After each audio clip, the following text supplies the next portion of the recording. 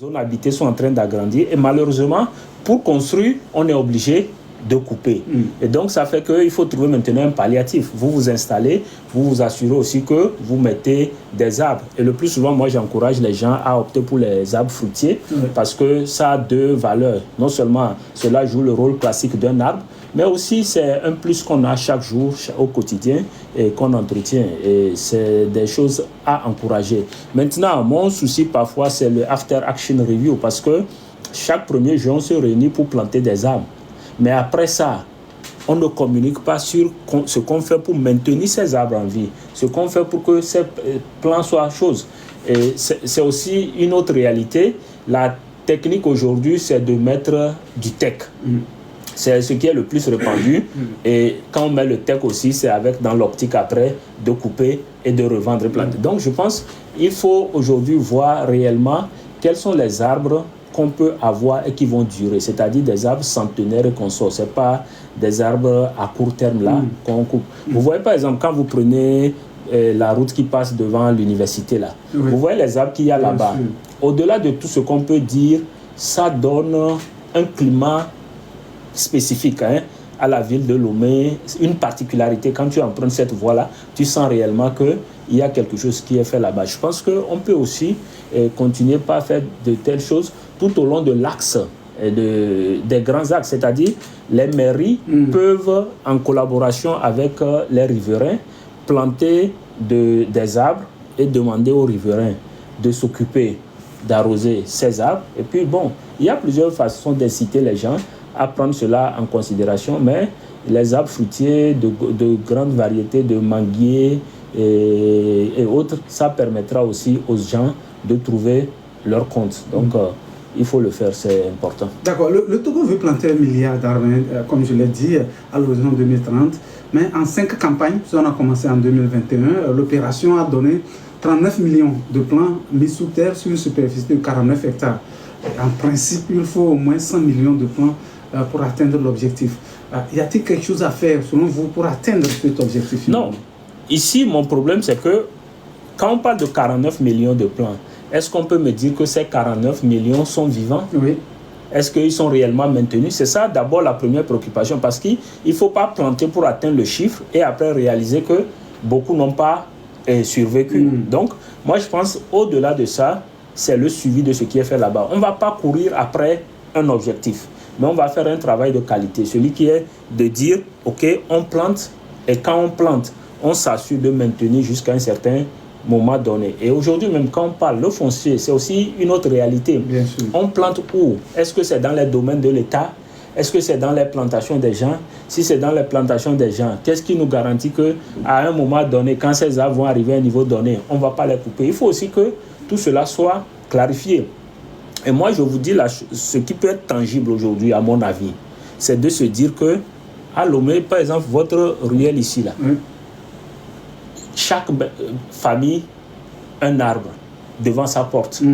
C'est des choses tangibles qui vont donner beaucoup plus que d'aller dans un espace isolé forcément pour dire qu'on est en train de planter tous ces arbres. Mais on ne sait pas sur le terrain de qui, on ne sait pas si c'est le domaine de l'État, on ne sait pas si ça sera encore déboisé après parce qu'on veut faire des activités autres. Donc c'est aussi ça. Si nous prenons le nombre de kilomètres de route qu'on a dans ce pays et qu'on s'assure que sur chaque route, chaque maison a 1 ou 2 arbres devant lui, je pense que ça peut donner beaucoup de choses. Donc les communes peuvent faire ce travail de proximité qui est celui de s'engager avec les gens pour voir quels sont les arbres les plus pour lesquels les gens sont intéressés, faire des pépinières et atteindre cela. On peut même le faire au-delà du 1er juin. C'est-à-dire, bien sûr, voilà, bien sûr. C'est un travail qui peut être fait sur toute l'année, identifier les gens. En saison pluvieuse, voilà. il faut toujours le faire. Donc chaque maire se dit, bon, dans ma commune, je vais m'assurer à ce que chaque ménage ait au moins 2 arbres devant sa concession. C'est possible et ça peut être fait. Ce que les gens déplorent souvent, c'est qu'avec cette politique, puisqu'on sait que finalement les arbres sont coupés pour le bois de chauffe, pour le charbon, les gens se disent au même moment que le gouvernement fait cette politique, il faut aussi diminuer le prix du gaz pour que les gens ne s'aventurent plus bien évidemment, des bois. Bien évidemment, je vais être honnête avec vous. Je paye du gaz, mais je paye aussi du charbon de bois. Et j'ai des fagots de bois. Pourquoi? Parce que quand je vois le prix du gaz et que je dois préparer certains aliments, sincèrement, je ne vais pas prendre mon gaz pour le préparer à ce prix-là, si le prix ne change pas. Et donc, sur ça aussi, c'est des réalités. Mais malheureusement, on risque d'aller encore sur le débat de l'augmentation du prix du carburant. Vous voyez par exemple le pétrole lampant, qui est ce qui est utilisé par nos communautés dans les milieux ruraux et autres. Il est devenu plus cher même que le carburant que nous mettons dans nos engins. Donc, il y a un peu... Il faut qu'on cerne les choses, non pas sous planter un arbre pour planter un arbre, mais le choix du 1er juin, c'est la politique de protection de l'environnement. Et il y a plusieurs paramètres qui rentrent dedans. Et qu'on veuille ou pas, aujourd'hui, l'utilisation des gaz domestiques doit faire l'objet d'une promotion dans ce sens. J'ai vu aussi, vous savez, le problème parfois, c'est que on n'accompagne pas les gens. J'ai vu aussi des gens faire un peu cette affaire où ils utilisent les faux sceptiques pour faire chose. Mais ce n'est pas vraiment quelque chose qui est vulgarisé. Et je serais même tenté de dire que c'est une minorité qui peut s'offrir ce moyen de substitution. Mais si on le met et on le promeut, je pense que ça peut être quelque chose qui va arranger beaucoup de gens. Au-delà du gaz butane, on peut avoir aussi ce gaz naturellement fait avec les décompositions et autres que les gens savent faire. Donc, il y a plusieurs aspects qu'il faut mettre en valeur pour permettre d'atteindre l'objectif qui est celui de la protection de l'environnement. Mais à la fin de la journée, si on ne le fait pas, tous ces efforts, comme je l'ai dit, les arbres plantés seront coupés, d'autres replantés, mais l'impact ne sera pas le même. Et à la fin, c'est comme si on plantait juste pour couper. Ça sera ce cycle-là. Donc, c'est pour ne pas manquer d'arbres à la fin de la journée. Vous parliez tout à l'heure de l'augmentation des prix des produits pétroliers. Depuis l'entrée en vigueur de ces nouveaux prix à la pompe, les Togolais se plaignent des effets. Les prix des produits de première nécessité sont augmentés. Est-ce que les Togolais se plaignent? Les tarifs également. Non, moi je n'ai entendu aucun Togolais se plaindre. Ah oui, il y a des plaintes. Des plaintes, en tout cas, nous, dans nos micro-trottoirs. Non, il ne faut pas que les gens se plaignent en catimini. Quand quelque chose ne va pas, il faut l'exprimer, il faut le dire. On a augmenté le prix du carburant ici. Les syndicalistes ont même applaudi parce qu'ils ont été consultés et qu'on leur a dit que le prix qu'on va augmenter ne va pas les dépasser. C'est ça les réalités togolaises. Il faut que les gens... Mais je crois que les gens ont accepté parce qu'ils se disent que c'est un problème mondial. Non, en réalité, c'est faux. Pourquoi est-ce que quand le prix du baril diminuait depuis là, on n'a pas compris que c'était mondial et qu'il fallait voir les prix à la baisse? Et c'est aujourd'hui qu'on veut nous dire que c'est un problème mondial et qu'on doit s'adapter aux autres. Non, je suis désolé. Premièrement, j'ai dit la fois dernière quelque part que avant tout, c'est une question de planification. En termes de stockage, qu'est-ce que le gouvernement togolais fait pour nous approvisionner, pour stocker? Il y a toujours des stocks, je crois, non. 3 mois, je crois. Oui, pourquoi pour 3 mois? Pour une petite population comme ça, et l'argent qu'on ramasse sur notre don ne peut pas nous stocker pour 12 mois. Il faut construire. C'est une capacité de stockage qu'il faut revoir. D'abord, ce qui veut dire que si vous faites la capacité de stockage et que vous avez un stockage stratégique, ce qui se passe au détroit d'Ormuz ne vous concerne pas. C'est parce que justement, vous allez chaque fois aller prendre à petits coups, c'est là où ça vous impacte. Mais la plupart des pays vous diront qu'ils ont des stocks stratégiques. Ce qui fait que quand il y a une crise, vous pouvez gérer peut-être sur 6 mois et autres. Ça, c'est la première réalité. La seconde, elle est où? C'est-à-dire, aujourd'hui, on nous fait porter l'ardoise. Mon problème au Togo, c'est que des fois, j'ai l'impression que à tous les niveaux, tout le monde croit que c'est le Togolais lambda qui doit supporter la charge. Aujourd'hui, l'État a l'obligation de maintenir ce carburant à un prix juste. Quand je dis un prix juste, ça veut dire justement que vous devez prendre en considération qu'est-ce que vous avez comme SMIC, qu'est-ce que vous avez comme grille salariale et qu'est-ce que vous devez faire pour que les gens ne sentent pas le prix du carburant ou de l'essence et autres. Parce qu'on sait aujourd'hui que c'est ce carburant qui impacte sur toutes les autres activités logistiques. Comment on fait pour que ça, il n'y a pas de répercussion? Vous voyez? Et donc, cela veut dire qu'on rentre dans le cadre de la planification. Et sur ce sujet, on a échoué.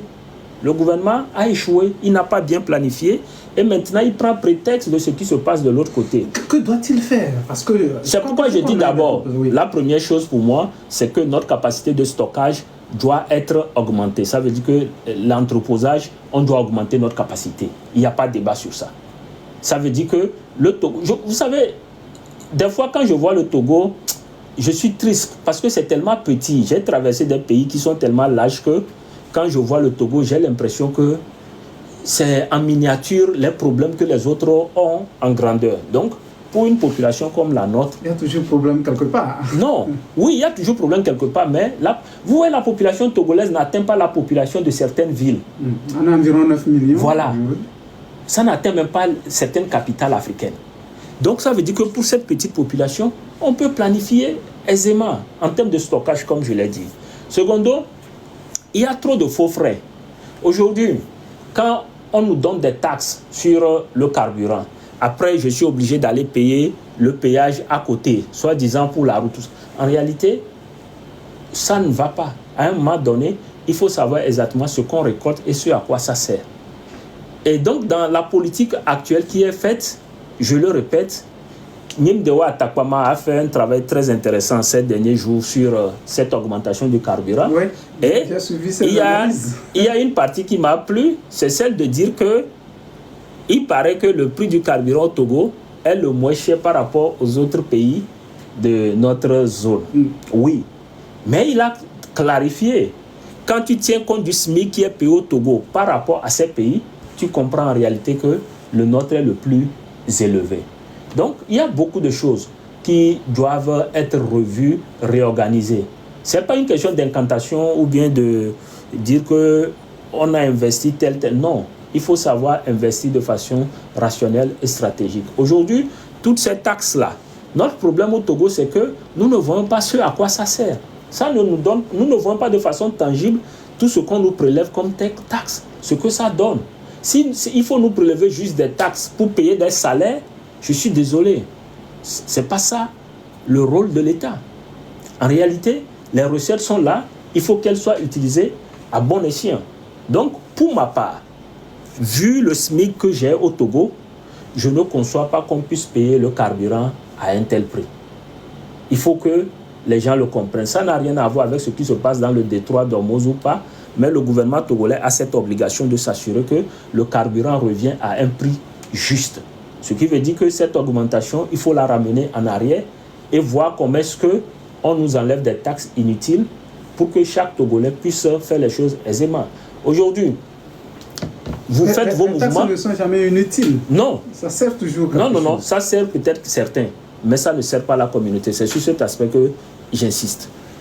Aujourd'hui, tous vos mouvements, toutes les activités sont à l'arrêt. Pourquoi? Parce que automatiquement, le coût du transport augmente de façon indirecte. Moi, je vous donne un exemple. J'habite l'une des voies, des quartiers les plus mal desservis, Well City, avec une voie qui n'existe pas. Ah oui. Quand des gens arrivent au bord du goudron, anarchique là-bas. Oui. Tout est dans l'anarchie. Même une distance de moins de 5 km, quand un ZEM va te prendre, il va te prendre pratiquement 700 à 800. Et il te dit, mais la route n'est pas bonne. Donc, ça veut dire que moi, mon budget que j'ai fait, un citoyen lambda, son salaire, est-ce que le salaire a tenu compte du fait que la route n'est pas bonne et autres? Non. Alors que la personne aussi, elle habite là-bas pour minimiser les frais. Elle ne peut pas louer entre-coucher à 30 000 quelque part, Lomé, tout ça. Mais vous voyez comment est-ce que le coût de la vie se répercute sur beaucoup de choses. Donc, le gouvernement doit en prendre conscience et poser les actes les plus concrets sur lesquels on peut l'attendre. Et ce n'est pas aussi cette blague de transfert monétaire ou de novice dont on parle, parce que les critères d'allocation de ces transferts monétaires aussi restent et demeurent discutables. Parfois, il vaut mieux créer un mécanisme global dans lequel tout le monde se retrouve suivant ses capacités, plutôt que d'infantiliser des gens pour dire que c'est eux qui n'ont rien et qu'il faut donner aux autres. Tous les Togolais survivent. Aucun salaire ne peut permettre à un Togolais de vivre décemment. des fois j'ai pitié. Vous savez, quand je mets même du carburant dans ma voiture et que je vois le salaire de mon chauffeur, je me pose beaucoup de questions en intérieur. Je me dis non, c'est pas possible. Ma voiture fait chose. Il fut un temps même, hein, j'avais un chien. Après, quand le chien est parti, j'ai plus voulu prendre le chien parce que j'ai vu que le chien là, il bouffait plus que même moi à la maison. Vous voyez? Donc, c'est-à-dire, normalement, je ne dois pas avoir un remords pour ça, mais j'en ai parce que quand je vois ce que je donnais à ce chien et je vois ce que d'autres n'ont pas, moi-même, ça n'allait pas. Donc, on a beaucoup de choses que nous devons essayer de corriger. Et le gouvernement a sa responsabilité là-bas. C'est à eux de créer les conditions sociales à cet effet. On a vu le mandat social passer ici comme une fusée. Et rien n'était social dedans. On va dire bonjour au confrère Ibrahim Macha qui est arrivé. C'est vrai, il est arrivé, ça fait déjà quelques minutes. Bonjour, cher confrère. Bonjour Mathieu, bonjour aux éditeurs de la radio régionale, bonjour à notre politologue, M. Diabaté. Bonjour Ibé. Oui, c'est un plaisir de le retrouver sur le plateau. Et je pense qu'il n'a pas eu l'occasion de lui souhaiter bonne fête de Tabaski. Ah oui. L'occasion, Allah bénisse le Togo et que nos pèlerins aussi rentrent en bonne santé au Bercail. Ça c'est un autre débat que tu veux amener. Hein. Les conditions dans lesquelles les gens vont faire le pèlerinage au Togo, et je pense que c'est aussi des choses à discuter parce que d'abord, les zones où ils sont logés, l'accessibilité, les temps de départ, de retour, tout ça, j'ai l'impression que ceux qui sont chargés là, après avoir pris l'argent, eux, leur priorité, c'est de trouver l'endroit le moins cher, le plus délabré quelque part pour se faire un peu de ristourne. J'en parle en connaissance de cause. Ah oui, j'en parle en connaissance de cause. Vous y étiez l'année dernière? Non, je pense qu'il y a 3 ans. Vous êtes passé par le Togo? Oui, je suis venu passer par le Togo. D'accord. Au point où même, à un moment donné, j'ai dû quitter, je suis rentré avant eux parce que quand tu voyais un peu comment est-ce que nos vols étaient organisés, c'est comme si nous, les Togolais, on devait attendre, tout le monde devait rentrer avant qu'on ne commence pas rentrer. Donc je pense qu'il y a aussi beaucoup de choses à faire de ce côté, même en termes de départ et autres, parce que avant les gens sont partis des autres pays plus tôt. Ici, j'ai vu un très grand retard avant que les gens ne commencent pas à partir. Il y a beaucoup de choses là-bas. Et cette affaire aussi, ça nous amène sur 2 sujets. La responsabilité de l'Union musulmane du Togo, en tant que structure, mais aussi la responsabilité de certains de nos aînés, comme Titikpina Yark, qui, lorsqu'ils étaient aux affaires, ont créé la commission du Hajj parce qu'ils étaient là, ils croyaient qu'ils sont indéfiniment là. Et après, ils sont partis, c'est devenu une structure qui pose problème à mon avis, parce que pour que les chrétiens aillent faire le pèlerinage, ce n'est pas le gouvernement qui organise pour eux, ainsi que les autres congrégations. Alors pourquoi est-ce que, quand il s'agit du pèlerinage musulman, le problème, parce qu'entre-temps, vous avez vu les gens passer tout le temps à l'aéroport. Non, c'est pourquoi j'ai tiré sur mes grands frères. Oui. Non, ce que m'a dit, je pense que il faut le clarifier, parce que au départ, c'était de l'anarchie avec les agences de voyage. Les gens prenaient de l'argent sans honorer aux engagements. Ils vont prendre des épaves au Nigeria, amener ici. Les avions n'avaient même pas de certification, ils n'avaient même pas de pièces justificatives pour pouvoir leur permettre de naviguer. Donc ça faisait que ça créait un très sérieux problème. Les gens ont payé, ils n'ont même pas pu voyager. Nous avons vu des éditions, les gens sont restés à Lomé ici sans pouvoir aller. Le gouvernement a pris ça en charge. Et moi, je me dis que c'était une très bonne chose parce que ça s'organisait autrement. Même le cas des logements, avec les agences, c'était vraiment de la catastrophe. On amenait les gens et on les déclarait comme des indigents. Donc, on les logeait un peu partout, parfois même dans la rue. Parce que c'est souvent la saison où ça n'allait pas. Donc, quand ça a été organisé un instant, donc, ça fait que au moins c'est maintenant codifié. Ça fait que avant le départ, les gens sont réunis à la maison du Hajj, c'est déjà très bien parce qu'avant c'était l'anarchie, les gens rataient même le vol. Bon, maintenant tout est organisé, on vous prend, on vous amène à l'aéroport, vous quittez, vous allez là-bas.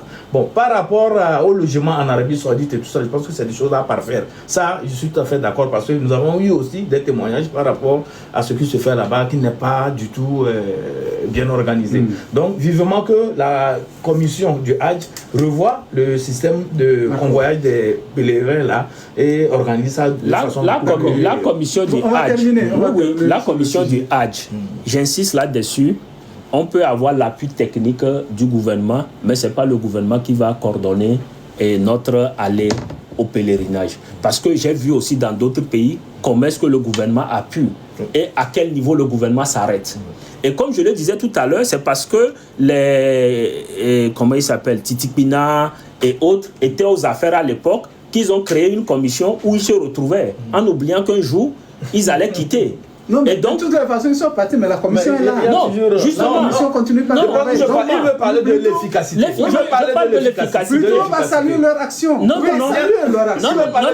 Moi, je ne salue pas cette action. Mais il y a quand même, la continuité. Parce que quand le général est parti, le ministre de l'Intérieur qui est arrivé, il a aussi fait le travail comme il le fait. Non, vous savez. Avec le ministre Pedro Boukbessi aussi qui était à la décentralisation, les choses se sont passées avec c'est justement ce que je dis et que vous ne voulez pas mentionner et que beaucoup de gens ne veulent pas mentionner. Je vous dis que le Hadj, l'État peut nous assister, l'État peut mettre des choses en place et l'Union musulmane gère le Hadj. Vous comprenez? C'est pas, nous ne sommes pas au babysitting. Si ce n'est pas que c'est devenu un bitos dans lequel tout le monde se retrouve. Bon, est-ce que c'est pas trop dire? Ah non, c'est trop dire. Ah non. Parce que l'essentiel, les gens voyagent. C'est organisé. C'est ça qui est important. Bien, on va passer à un autre sujet. J'ai voulu qu'on rende hommage à notre confrère Eugène Attigan, qui est décédé mercredi matin. L'information est tombée, elle s'est propagée. On se demandait si c'est vrai, mais après, on a eu la confirmation que c'était vrai. C'est vraiment dommage.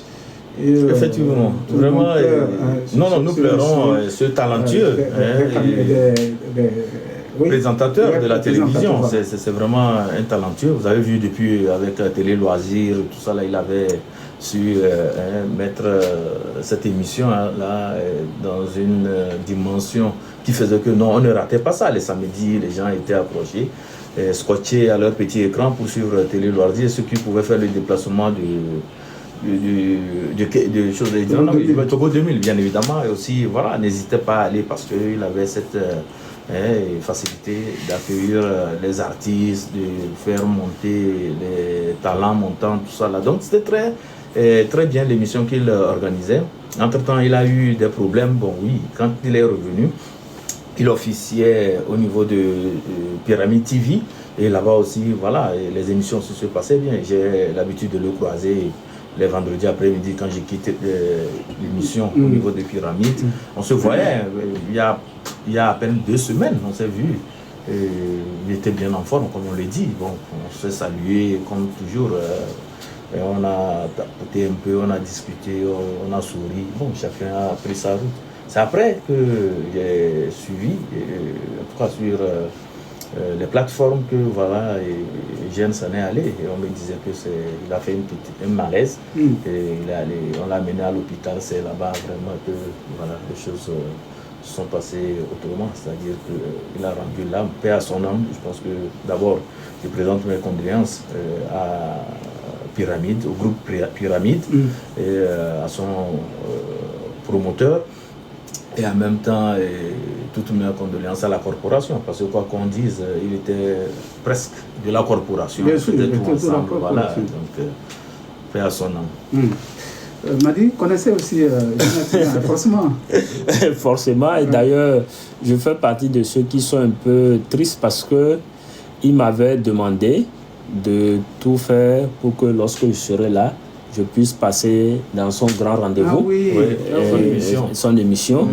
Et malheureusement, bon, je n'étais pas trop intéressé d'aller à la télé ces jours-ci là, donc j'ai même pas pu échanger avec lui pour qu'on nous fasse. Donc c'est vraiment triste. Et vous savez, c'est là aussi où j'ai compris que parfois les gens marquent des générations, parce que quand j'ai vu cette nouvelle circuler, vous savez, il y a des gens qui ne savaient même pas qu'il avait été et qu'il avait recouvré sa liberté, des gens disaient, oh, donc finalement, ce monsieur, on l'a perdu.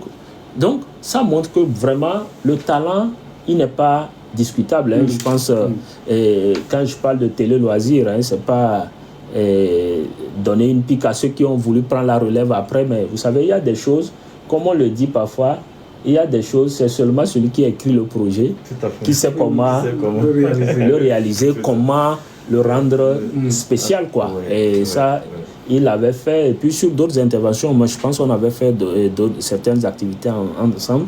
Et on avait pris part au Tour PIS, entre-temps financé par le PNU, tout ça. Donc, il est resté, ce monsieur, vraiment très connecté. Puis, il s'est aussi mis dans l'agriculture. Ah oui? Et, oui. Et vraiment, il partageait ces informations sur sa page TikTok, tout ça là, tout ce qu'il faisait. Donc, c'est une perte. Chez nous, musulmans, on dit que nous appartenons à Dieu et nous retournons à Dieu. Mais ce n'est pas être fataliste en soi-même. On aurait bien aimé qu'il continue par former d'autres jeunes qui puissent aussi tenir haut le flambeau. Mais bon, cela dépasse nos volontés et nos capacités. Paix à son âme, et nous nous associons aux douleurs de la famille. On va aller à la pause, on revient, on va aborder notre sujet.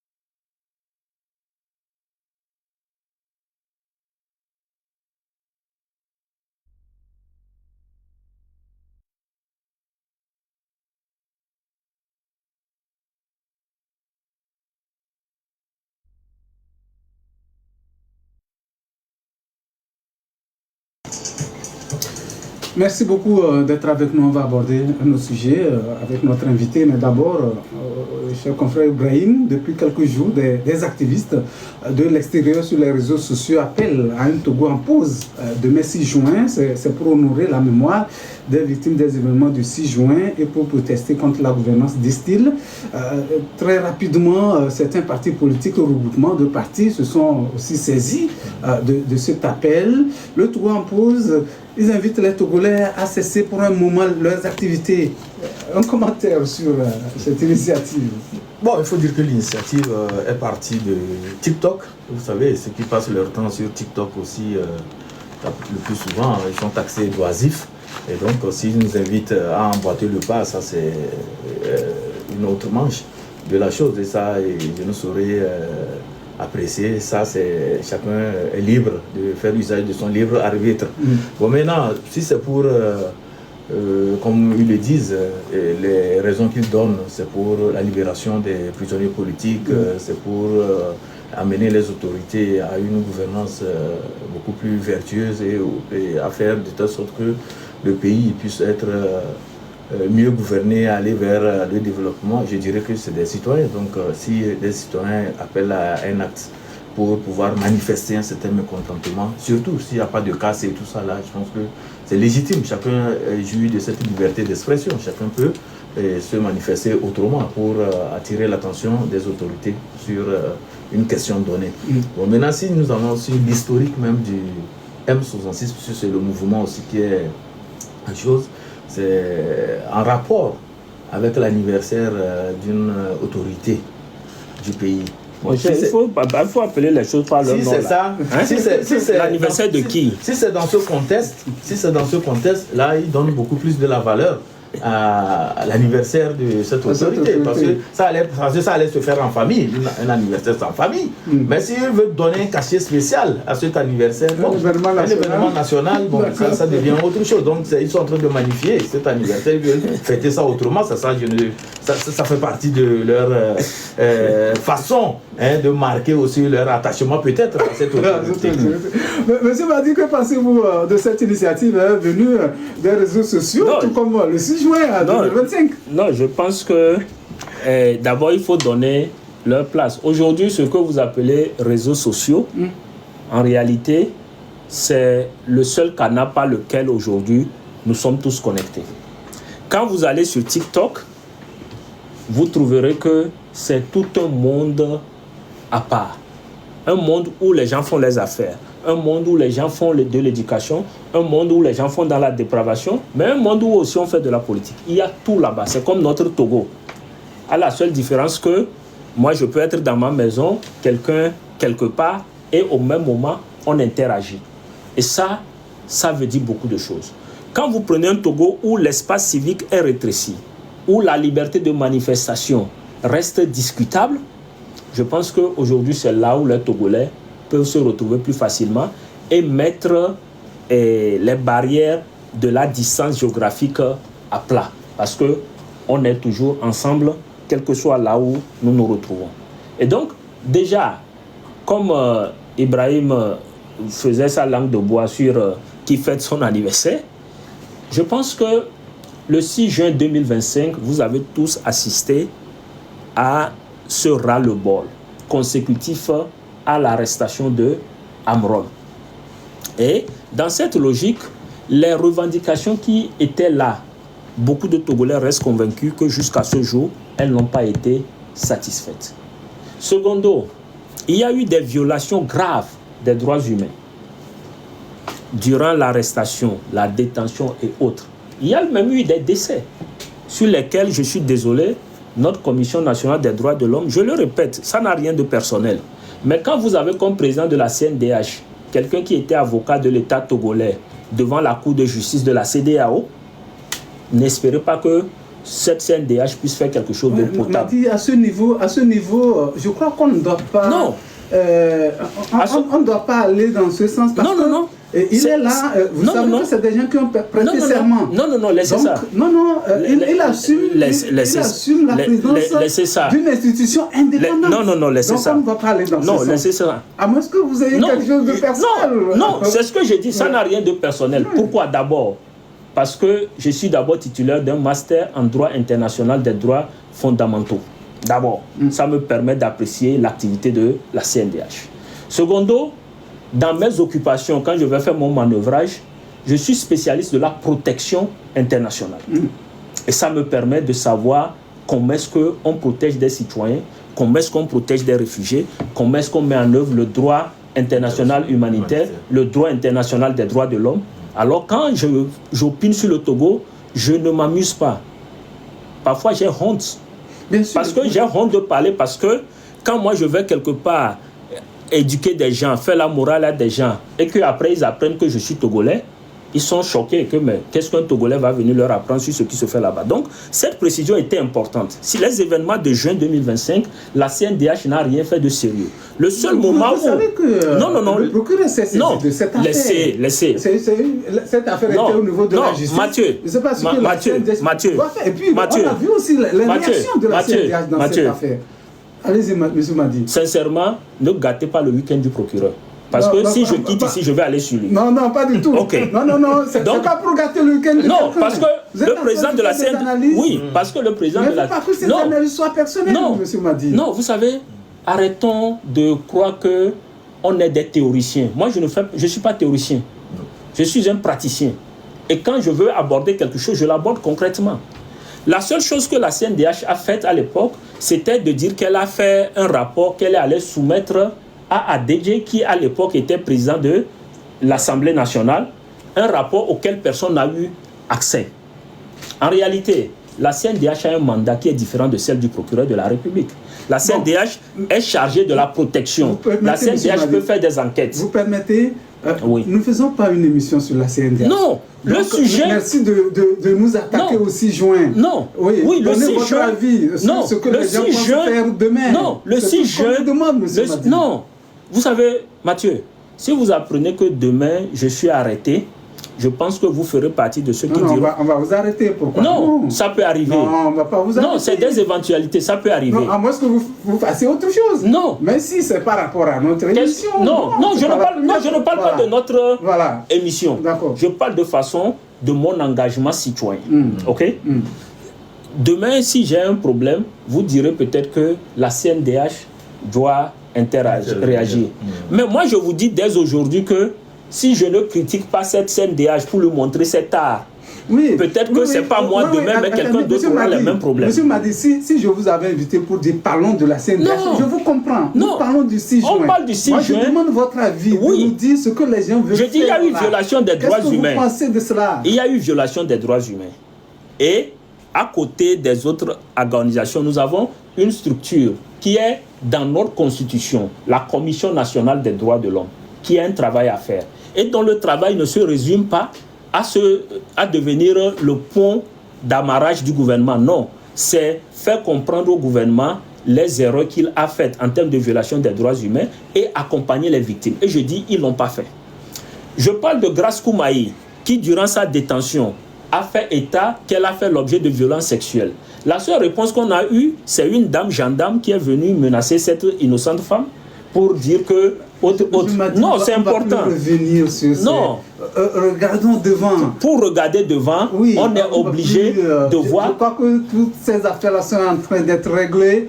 Comment est-ce qu'elle va être... Non. Mettre de l'huile sur le feu, non. Monsieur Madi. Vous savez, l'un des dangers de notre vie, c'est l'oubli. Et moi, je peux pardonner, mais je ne peux pas oublier. Et donc, il y a des choses, on va les répéter. On est à moins d'1 an, 1 an après, c'est de ça on parle. Et maintenant, comme vous voulez qu'on soit au présent. D'accord.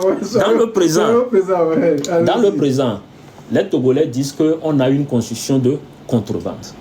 Et je salue... C'est vous qui avez sorti le terme là. Ce que moi je dis, non seulement n'est pas de moi exclusivement... Parce que à chaque fois que vous avez la parole sur cette constitution, ce que vous dites. Oui, allons-y. C'est ce que j'écoute aussi des concitoyens qui me permet de faire ma synthèse. Je ne dis pas seulement ce que je pense. Je prends beaucoup de Togolais. Et donc, j'ai vu, quand cette constitution était sortie, des universitaires, du haut de leur piédestal d'agrégés de professeurs titulaires, venir nous convaincre que cette constitution allait donner quelque chose. 1 an après, nous avons tous constaté qu'elle n'a fait que créer une chose et son contraire. On a vu que dans la mise en œuvre, c'était du cafouillage. Pourquoi? Parce que ça n'a pas été pensé avec tout le monde. Ça a été fait en contrebande.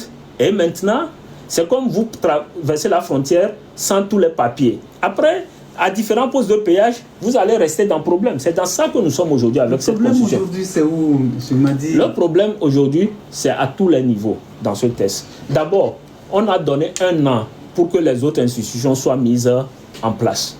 Même ici, je vais faire un clin d'œil à la HAC. La HAC, est-ce qu'elle est compétente aujourd'hui même pour parler? Parce que selon ce test, d'abord, des gens avaient été nommés pour remplacer ceux qui sont à la HAC là. Malgré la fin de leur mandat, ils sont toujours là-bas. Ils agissent en quelle qualité? Aujourd'hui, la même constitution... L'institution ne peut pas être aussi vide. Non, des gens ont été nommés, ils n'ont pas allé prendre leur poste. Non, il faut que les autres... Il faut qu'on complète le groupe. Non, il faut déjà que ceux qui ont été nommés aillent là-bas. Ceux pour qui on n'a pas encore remplacé là, eux peuvent rester. Mais pourquoi d'ailleurs ça va traîner quand on met l'intervalle d'1 an? On a plein d'institutions qui sont créées, qui ne sont pas faciles à mettre en œuvre. Le summum qu'on a eu dans cette affaire, c'est qu'on s'est retrouvé avec à la tête de ce régime parlementaire quelqu'un qui n'a aucune base populaire. C'est-à-dire, il n'a été élu nulle part. Vous tournez dans tout ce qu'on appelle régime parlementaire dans ce monde, vous ne trouverez aucun régime dit parlementaire pour le chef. Pas du sur place, c'est des choses qu'on a dites. Les gens ont défendu, d'autres ont contre-attaqué. Mathieu, on ne va pas rester dans ça. Est-ce que tu as une fois changé la façon de faire un enfant. Hein? C'est-à-dire, si on veut faire... Si je le faisais au Togo, après je vais en France, non, c'est toujours le même procédé. D'accord. Donc, ça veut dire que quand on a un test constitutionnel, il faut d'abord que ce soit un test qui ait l'adhésion des citoyens et secondo, que ce soit un test qui réponde aux problèmes qu'on a et non un test qui les aggrave. Et donc, voilà une série d'éléments que les jeunes ont aujourd'hui et mettent sur la table et pour laquelle ils disent ne sortons pas pour donner un signal.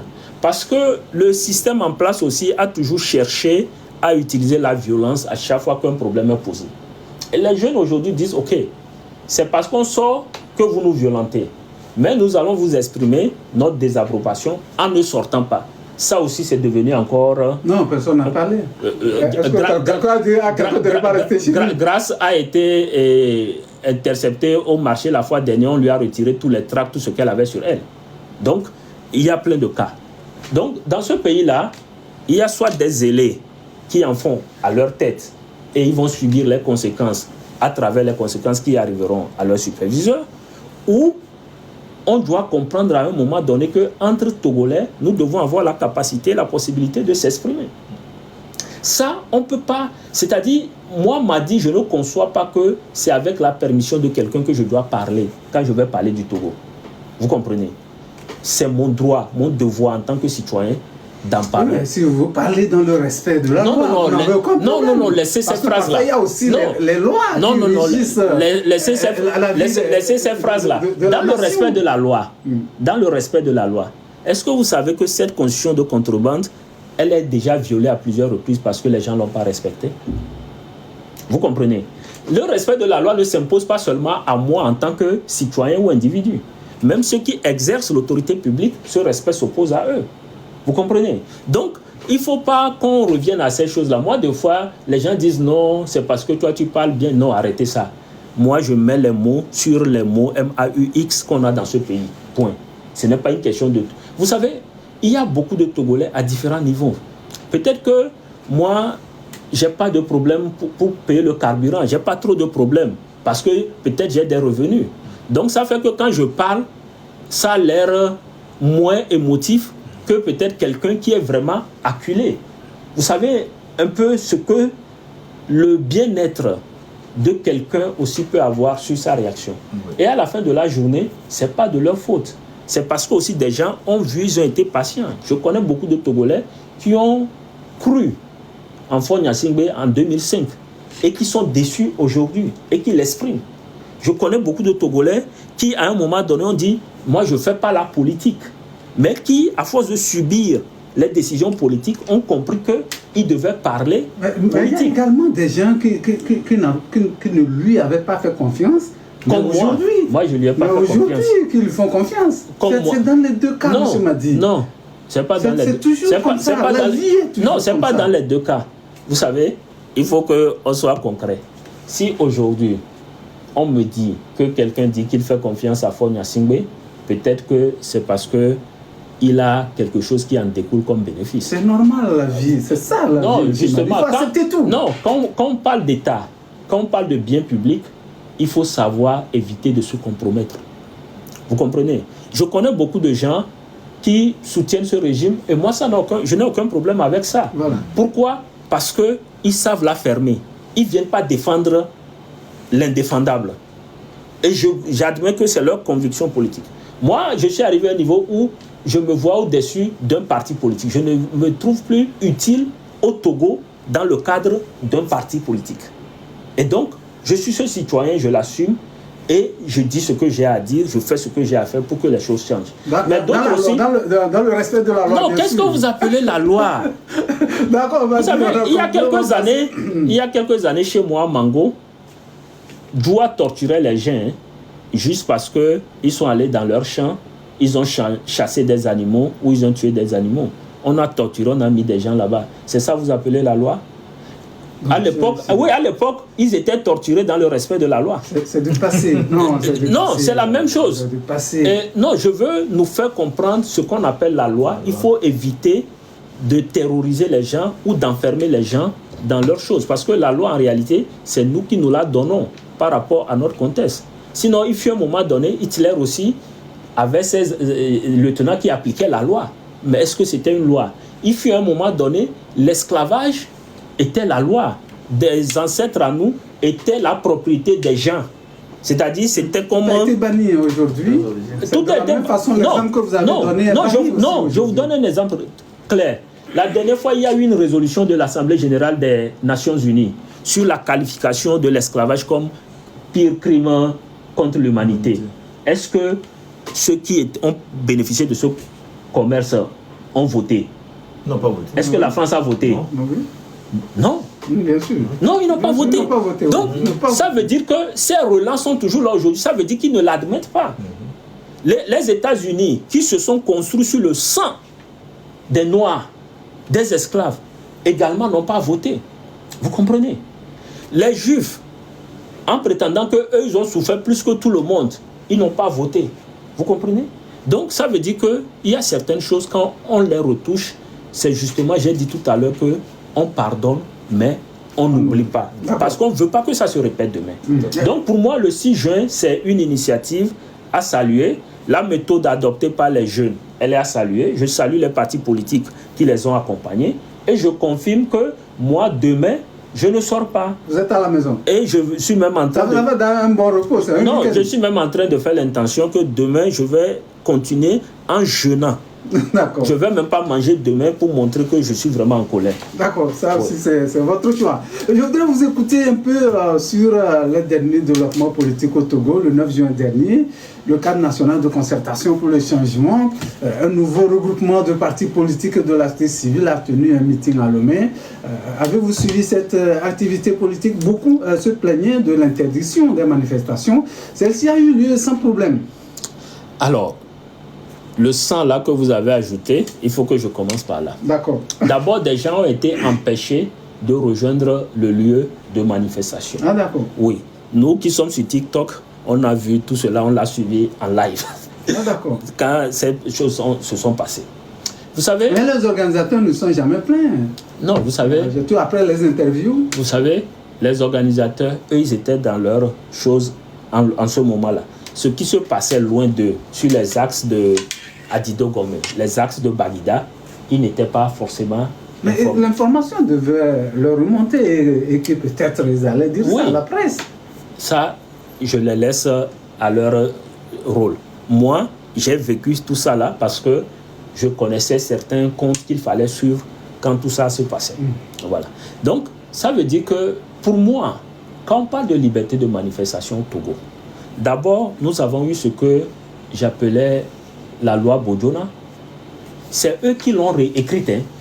Ce n'est pas quelqu'un qui l'a écrit à la place du pouvoir en place. C'est vrai qu'ils avaient demandé des avis de Degli et autres à l'époque. Ils se sont retrouvés incapables de l'appliquer. Après, ils ont créé la charia de Boupessi, qui a carrément enterré le droit de grève. Même ça, là aussi, ils se sont retrouvés incapables de le respecter eux-mêmes. Vous voyez? Donc, pour moi, je comprends difficilement. Dama Djamagbo était il y a de cela quelques semaines dans la région des Savanes, à Dapaon. Elle a voulu mener des activités. On a prétendu de quoi et de qui pour lui demander de quitter ce territoire-là. Le week-end suivant, les cadres UNIR ainsi que le ministre qui fait grimper là, comment il s'appelle là, se sont retrouvés là-bas. De la jeunesse. Voilà, de la jeunesse. Voilà. Se sont retrouvés là-bas pour mener des activités. Les menaces qui empêchaient Dama Djamagbo de faire son activité, elles ont disparu subitement quand c'est les cadres du parti UNIR qui sont arrivés. Donc, après, non, il est important. Il y a eu ce meeting-là qui a eu lieu. Non, ce n'est pas parce qu'il y a eu ce meeting qu'il faut laisser croire. Que bon, non, c'est bon quoi. Non, c'est pas bon. Parce que jusqu'à présent, ce meeting-là, il a eu lieu, mais comme je l'ai dit, des gens ont été empêchés de rallier le site. Et ça, c'est des choses qu'il faut dénoncer. À faire un meeting dans un pays, ça n'a rien d'exceptionnel pour qu'aujourd'hui, on puisse venir dire que finalement, ça a eu lieu. Non, c'est la moindre des choses. la liberté d'expression, la liberté de manifestation, elle doit être sauvegardée et encadrée. Vous savez, si aujourd'hui, des gens disent qu'il y a des jeunes sur TikTok qui tiennent des propos virulents, demandons-nous pourquoi est-ce que ces jeunes se sont retrouvés sur TikTok à tenir ces propos. C'est parce qu'on les a étouffés physiquement. Est-ce que c'est normal? Vous trouvez cela normal qu'ils tiennent ces propos Vous savez, je les comprends. Vous les soutenez? Je soutiens l'objet de leurs revendications. Mais il y a des manières pour atteindre l'objectif. Maintenant, le narratif ou l'approche, chacun a celle dans laquelle il peut le faire. Mais je reste convaincu que si ce que ces jeunes réclamaient est réglé, est-ce qu'ils auraient à parler? Non. Vous savez, parfois on peut commencer par parler et être emporté. Beaucoup de gens sont émotifs. J'ai vu des gens qui ont dit on ne fait pas la politique, mais quand on a commencé par prendre leur terrain dans ces affaires-là, ils ont commencé par crier gauche à droite, interpeller qui parlait mal. Mais dès qu'ils ont repris leur terrain, ils sont redevenus citoyens normaux. Donc chacun a une situation qui l'amène à agir. Moi, je ne prétends pas juger. Et d'ailleurs, je ne suis pas de ceux qui aujourd'hui veulent éduquer des jeunes. J'ai été jeune. Je reste d'ailleurs jeune. J'ai été jeune. J'ai été jeune. Et à certains âges, je sais qu'il y a ce qu'on appelle la fougue de la jeunesse. Et on est tellement idéaliste à un certain âge que des choses qu'on ne veut pas voir, qu'on ne veut pas accepter. C'est ce qu'on nous a montré à l'école. C'est ce que nous avons lu. C'est ce que nous voyons à gauche et à droite. Et on a envie que ça vienne chez nous. Donc moi, quand un enfant déconne, ce que je peux lui donner comme conseil, je le lui donne, mais je ne le sanctionne pas réellement parce que moi-même, la maturité dont je dispose aujourd'hui, je ne peux pas attendre d'un enfant qu'il ait cette maturité parce que je ne l'ai pas eu à son âge. Vous comprenez? Cela dit, aujourd'hui, il faut qu'on puisse carrément mettre fin à cette loi liberticide sur les manifestations. Permettre aux Togolais de faire leurs manifestations. Permettre aux Togolais de bouger partout.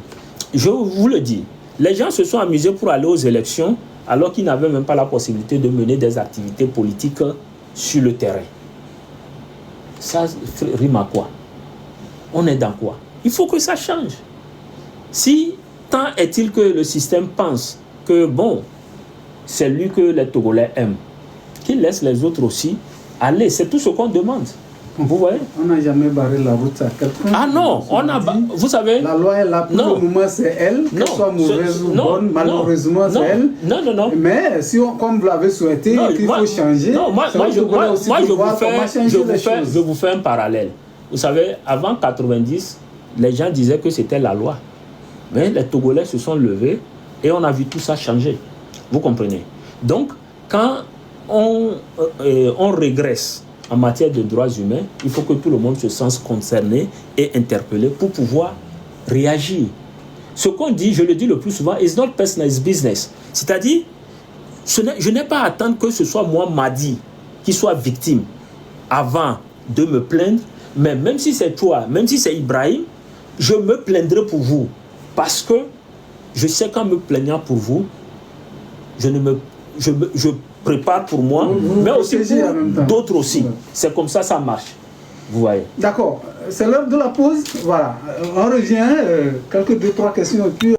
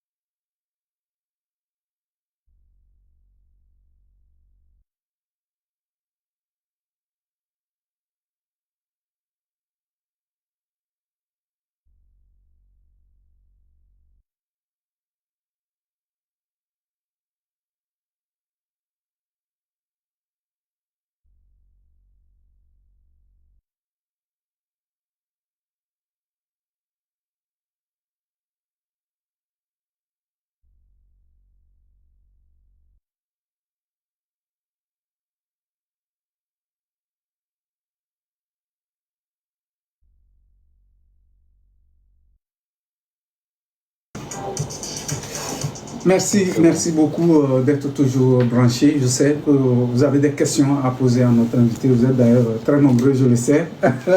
Mais encore quelques minutes, on va poser encore 2-3 questions à M. Mohamed Madi Diabakate. Je rappelle que c'est avec lui on est aujourd'hui, les politologues. C'est pas très souvent qu'on est avec lui. Aujourd'hui, on va lui poser toutes les questions. Monsieur Madi, quand nous parlons des manifestations, nous parlons des interdictions, est-ce que en fait le vrai problème ce sont les manifestations pour l'opposition ou bien c'est une alternative crédible qu'il faut trouver? Non, qu'est-ce que vous appelez alternative crédible? Je vais vous donner un exemple très simple. Prenez 30 secondes, retournez dans votre tête le 4 février 2005. Revoyez Kofi Sama comme Premier ministre du Togo. Voyez tout cela. En termes de carrure, est-ce que Faure Gnassingbé était le meilleur qui pouvait prendre l'association des Yadema?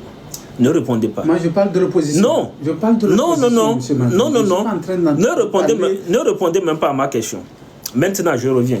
Sinon, c'est moi qui pose la question. Oui. En réalité. Justement. Allez-y, maintenant, l'exercice, il est... Quand j'ai fini cet exercice, c'est pour dire que quand on veut gérer un pays là, on le gère avec les citoyens, avec les compétences, avec les qualités dont nous disposons. Au Togo, nous n'avons pas un désert de compétences, mais nous avons des compétences qui sont en désertion parce qu'elles ne peuvent pas réellement travailler, c'est tout.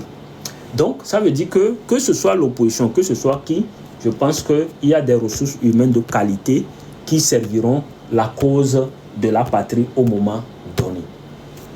Ne préjugeons pas de qui peut faire ou quoi. Non, ça, ce n'est pas notre boulot. Quand on a aussi au même moment quelqu'un qui est au pouvoir depuis 20 ans, mais ça ne donne rien, il faut l'accepter. Pourquoi ne pas changer? Et quand je dis changer, ça veut dire aussi que ne rentrons pas dans le paramètre des 20 ans. Je veux aller dans le paramètre de 60 ans. C'est-à-dire, on a fonctionné avec un système de façon globale qui est arrivé à sa limite. On peut dire qu'ils sont à leur ménopause. Et aujourd'hui qu'ils sont à leur ménopause... Quand vous dites qu'on ne voit rien, ça ne donne rien... Non. Moi, je ne suis pas... Soyons objectifs. Non, je suis très objectif. Je suis très objectif. Vous comprenez? Ça fait 10 ans que j'ai construit ma maison. Et ça fait 10 ans que la route qui mène chez moi se dégrade. Ça fait plus de 35 ans que mon père a construit chez lui. Et ça fait 35 ans que la route qui mène chez mon père se dégrade. Donc, qu'est-ce que vous voulez que je me réveille le matin là? Je vois quoi d'autre en dehors de ça? Ça, c'est la première chose. La seconde chose, mon père m'a dit qu'il achetait la farine à 25 ou 50 francs. La farine pour les enfants là, voilà. Et quand il me le disait, la farine était à 300 francs. Et pourtant, quand il achetait à 25 francs, c'était la même grille salariale là. C'est sur ça qu'il est resté jusqu'au moment où cette farine est venue à 300. J'ai vu, quand j'étais jeune, le prix du ciment, je voyais la tonne. Aujourd'hui, je vois où est la tonne. Je vois le coût de vie des Togolais. C'est ça. Moi, je veux être tangible. C'est-à-dire, ce n'est pas parce que quelqu'un est devenu directeur, ministre, il change de voiture que moi je vais dire que ça marche. Non.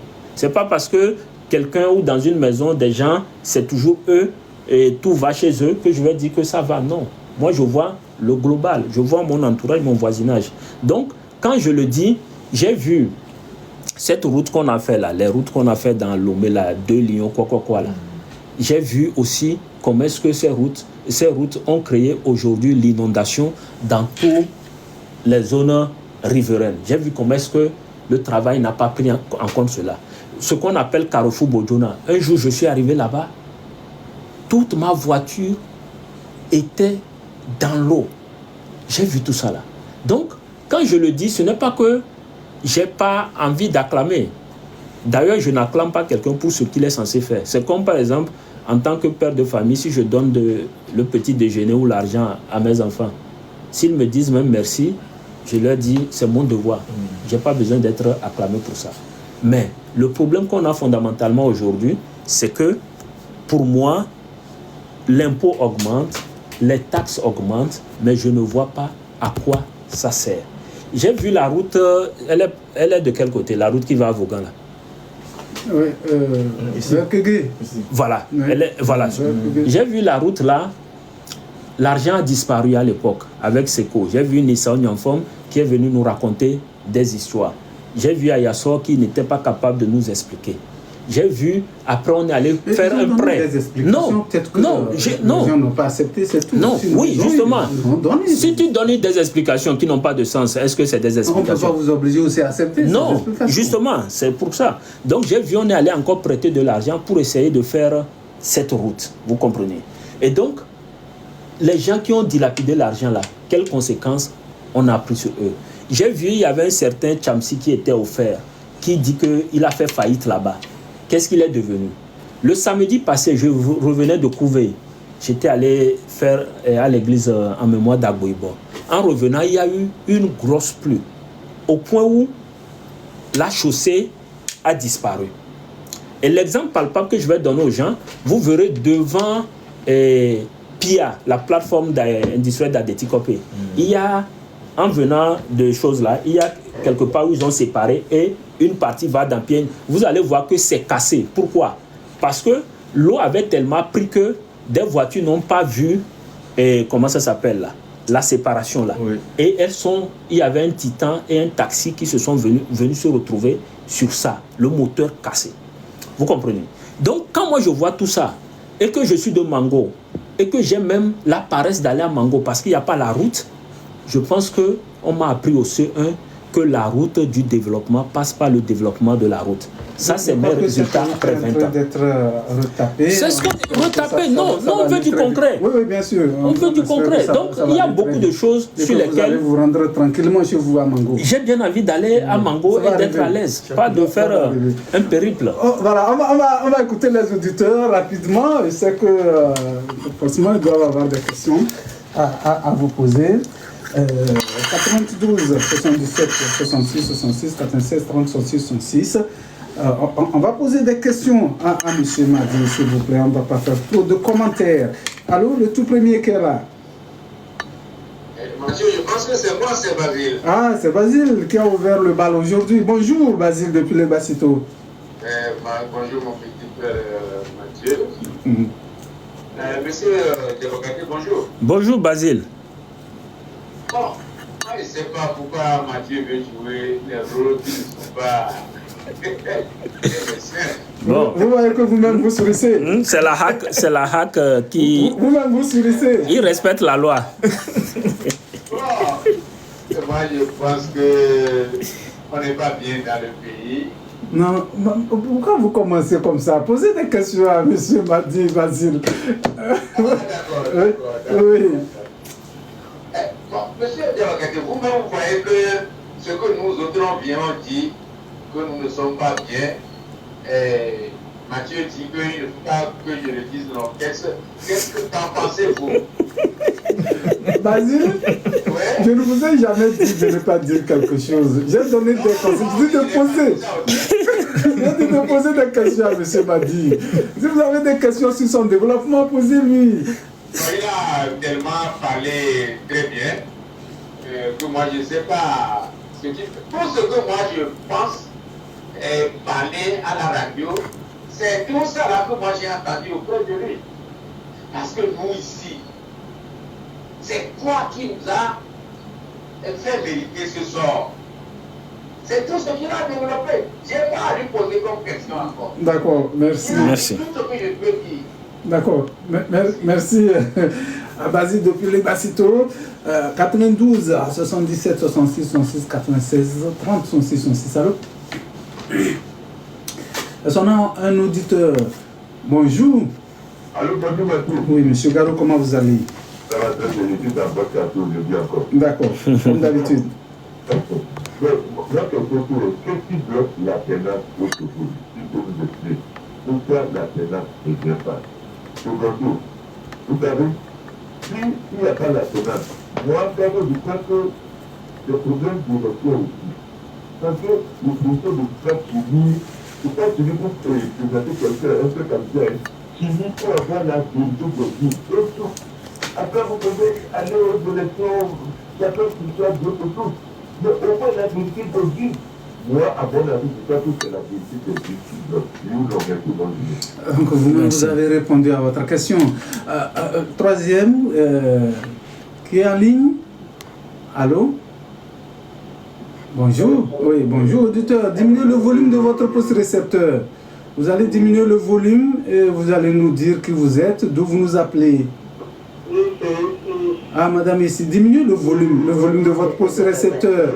Oui, diminuez le volume. Il y a quelque chose qui me fait trouver, je pense, c'est la question de contrebande là.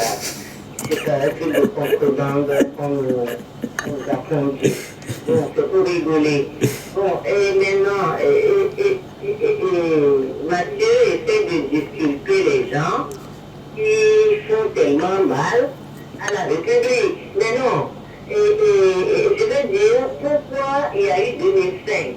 Il y a eu 2005 dans ce pays qui n'a pas fait front dans le dos des gens à cause du pouvoir et l'argent qu'ils ont confisqué.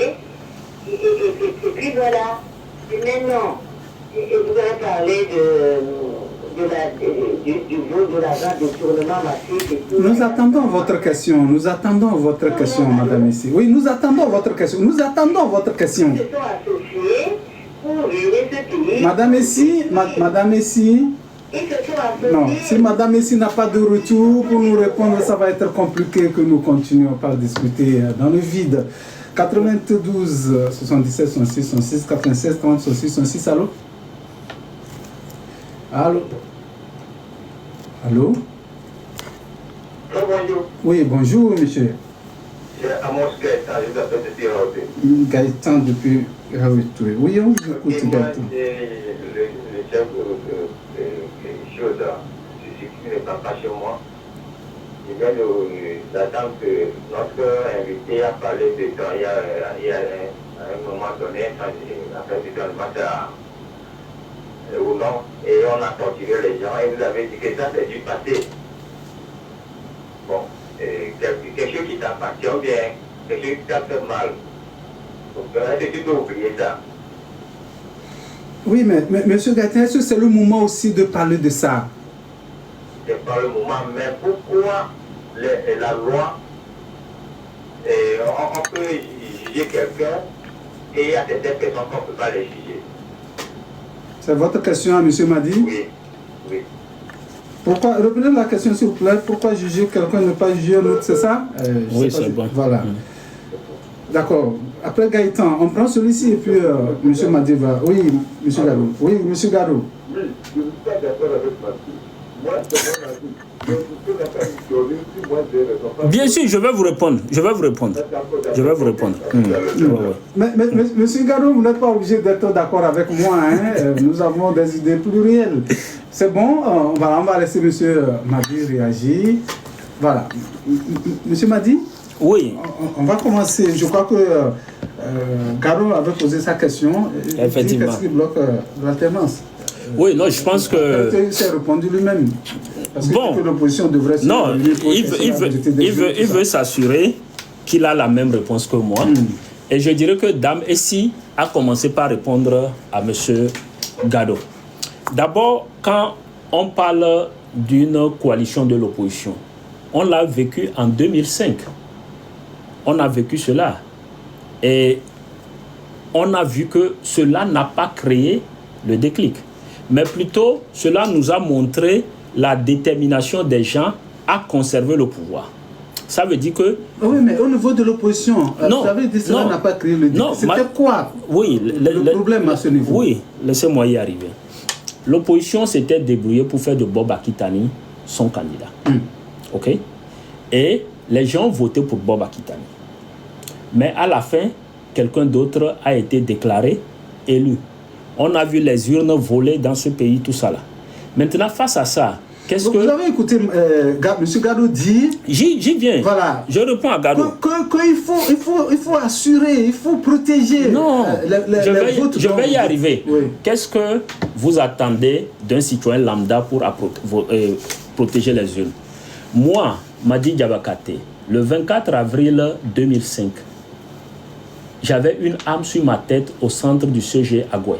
Je coordonnais les représentants des bureaux de vote pour le candidat Bob Akitani.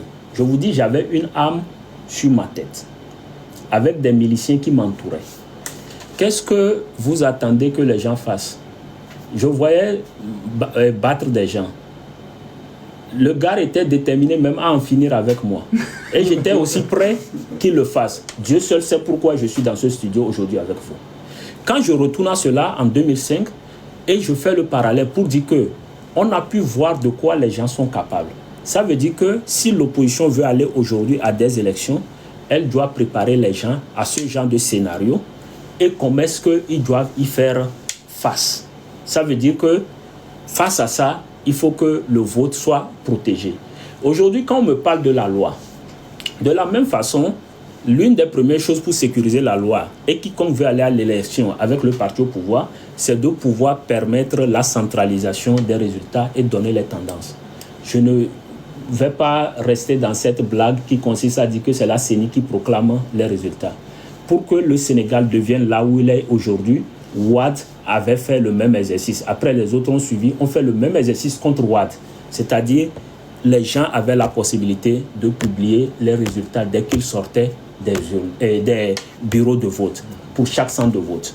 Ça doit être obtenu. Si l'opposition ne l'obtient pas et qu'elle va quand même à l'élection, elle doit l'appliquer, quoi qu'il arrive. C'est ça on appelle un rapport de force. On n'accompagne pas quelqu'un pour aller aux élections et après pleurer. Non, vous devez vous organiser en conséquence. Comprendre que vous sécurisez le vote, vous publiez le vote centre par centre, mais aussi que des gens viendront et vont s'en prendre à vous.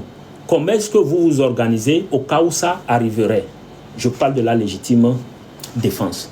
Donc, si ce rapport de force n'est pas créé pour amener à une élection sous observation, pour que tout le monde respecte la règle de jeu, il ne sert à rien d'espérer quoi que ce soit. Donc, ce n'est pas une affaire d'union de l'opposition ou pas. Mais c'est comment est-ce que les gens sont déterminés à garder ce pouvoir que papa leur a dit de ne pas laisser. Et quand on en est conscient, comment on fait après tout pour leur prendre ce pouvoir tout en leur disant que ce n'est pas le pouvoir de papa, c'est le pouvoir de tous nos papas. Et on peut le donner aussi à un autre enfant. Vous avez répondu à M. Gado. Oui. Gaëtan dit... Oui, Gaëtan, je comprends parfaitement ce que Gaëtan est en train de dire. Aujourd'hui, au Togo, par exemple, je l'ai dit tout à l'heure, il y a certains qu'on accuse qui n'ont pas respecté la loi. Vous voyez, Affectio qui a pris des photos, vous le retrouvez encore aujourd'hui en détention. Des gens volent, des gens détournent des biens, des gens cassent les deniers publics, personne ne les regarde. Vous avez votre confrère, comment il s'appelle, Yves Gallet, qui avait fait un article sur OTR dans ce pays et avait même obtenu un prix. Après, ils se sont levés, ils ont tout fait pour lui retirer le prix, ils ont tout fait pour le faire taire. Vous comprenez? Alors qu'en réalité, moi, j'ai suivi ce dossier de très près et je savais que dans cet exercice, au-delà même de témoins, Yves même avait été victime de ce qu'il a écrit. Mais malgré ça, on l'a contraint au silence. Vous comprenez? Donc, c'est ça ce que beaucoup disent. C'est comme s'il y a des gens qui sont justiciables et d'autres qui ne le sont pas. Et malheureusement, tant que ça continue comme ça, il y aura cette confiance qui va s'éroder. Aujourd'hui, quand je suis désolé, moi qui suis ici, vous me mettez devant un juge togolais, je pense que je serai plus à l'aise que le juge lui-même. Parce que je sais que je n'ai jamais rien fait de mal. Mais s'il a reçu comme mission de me toucher au nom de la justice, il le fera. Et il y a des cas légion. On a des gens qui sont arrêtés. Ce que vous dites, M. Madi, demain, si vous avez des démêlés avec la loi, on va vous appliquer oui, mais la loi. Justement, c'est pourquoi mais je si dis... vous n'avez rien fait aussi, on ne va pas vous prendre. Parce que vous avez fait vous n'avez rien fait. Je vais vous donner un exemple très simple. Je n'ai aucune sympathie pour le général Katanga. Ok? Mais Kadanga a été condamné sur la base d'un témoignage d'un féticheur. C'est-à-dire, quand vous prenez ce dossier-là, juridiquement... Non, vous avez ouvert la boîte de Pandore. Je vais m'enfoncer. C'est pourquoi je veux vous dire à quelle justice... Quelle loi? Si vous n'en avez pas, personne ne vous prendra. Quelle loi? C'est tout ce que Quelle loi? c'est la loi. Moi, je ne fais pas confiance à la justice togolaise. Je suis désolé. Aujourd'hui, vous êtes togolais, madame. Oui, mais je ne fais pas confiance. Et les magistrats qui sont là-bas, je ne leur fais pas confiance. Parce que pour moi... Oui, c'est votre position. Non, ce n'est pas une question de c'est ma position. C'est parce que je les ai vus à l'œuvre. C'est parce que je les ai observés. Donc, sur ce point, je veux faire comprendre l'état d'âme de beaucoup de Togolais. On a l'impression que c'est seulement les gens qui n'ont personne qui se retrouvent face à la justice et les gens qui sont contre le pouvoir qui se retrouvent face à la justice. Bon, on va voir s'il y a encore des gens il doit en avoir. 92, 117, 66, 66, 87, 30, 66, 66, allô? Oui, monsieur Basile. C'est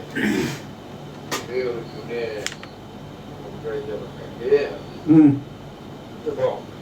Dans ces conditions, l'on dit aux partis d'opposition d'être dans un ensemble compact. Et pour qu'on voit si ça va aller ou pas.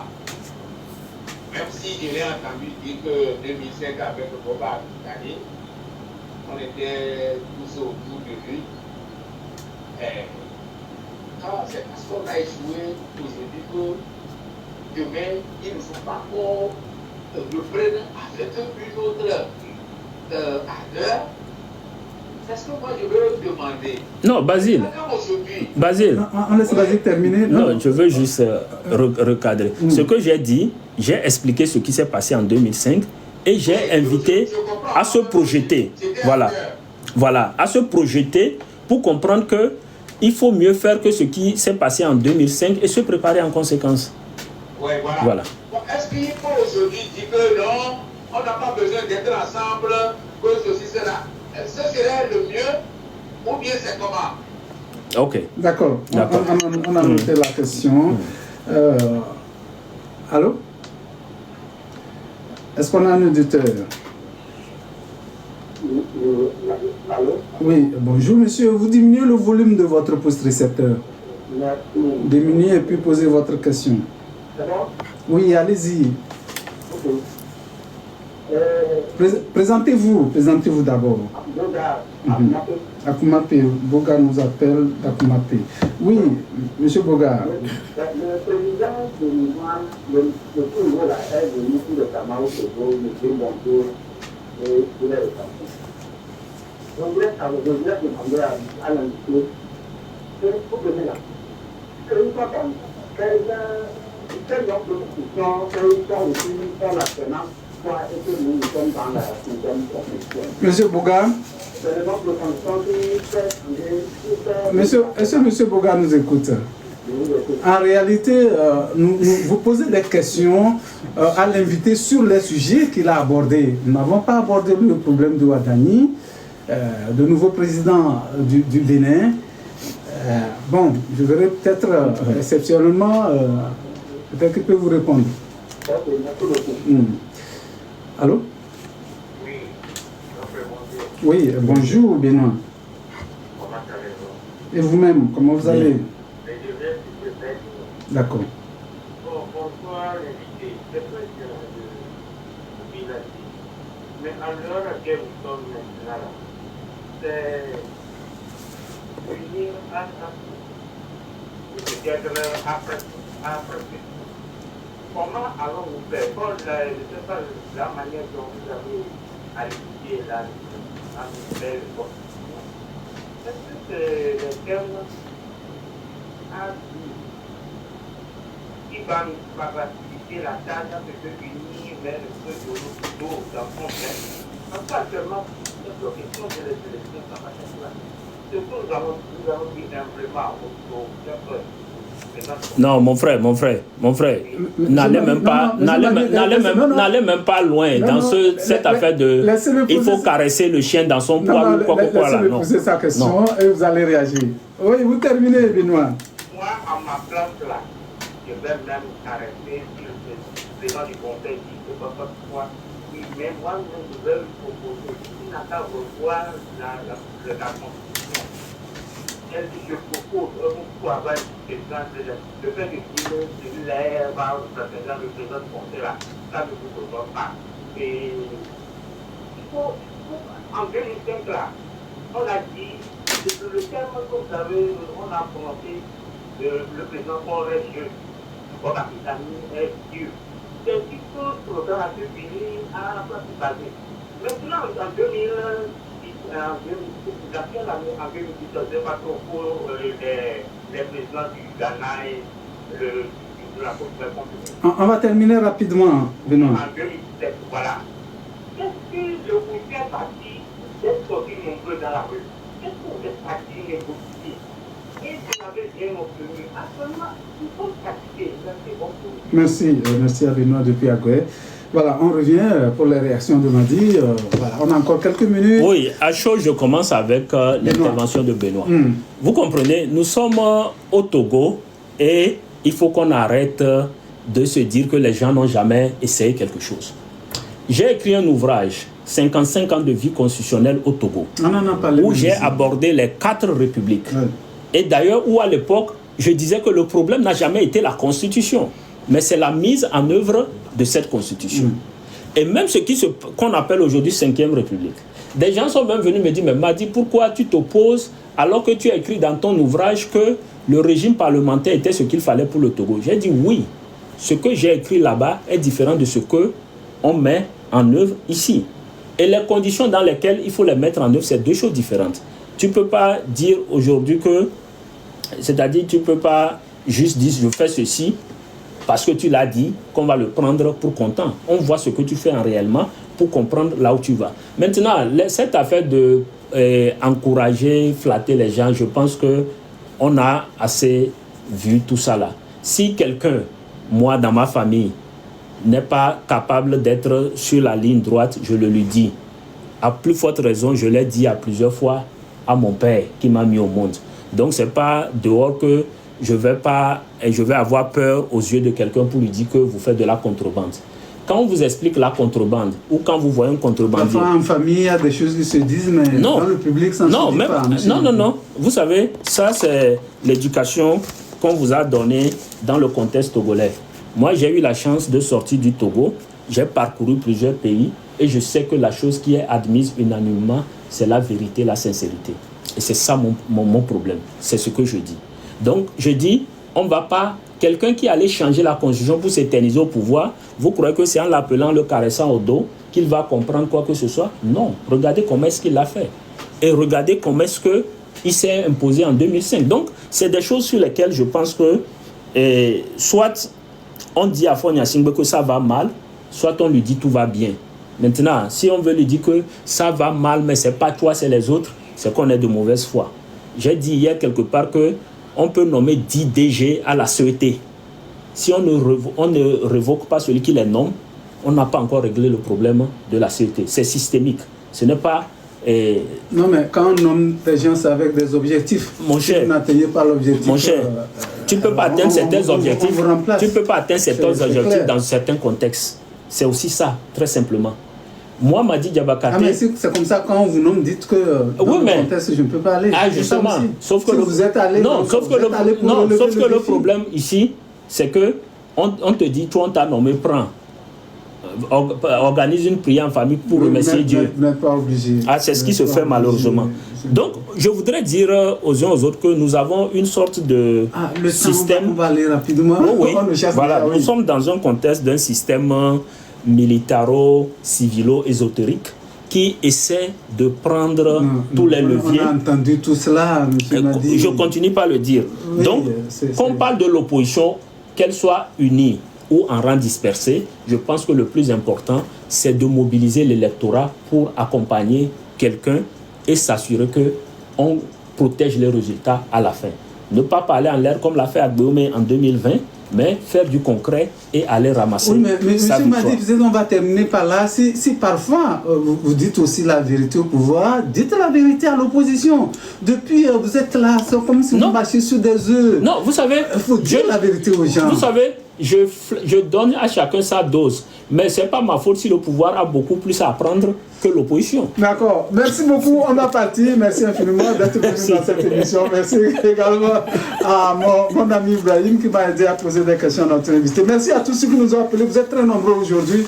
Je vous remercie pour votre attention. Merci à David Arribla pour la mise en onde. Mathieu Mozo, c'est mon nom. Au revoir. Aujourd'hui, c'est chaud. C'est chaud. Il le fallait.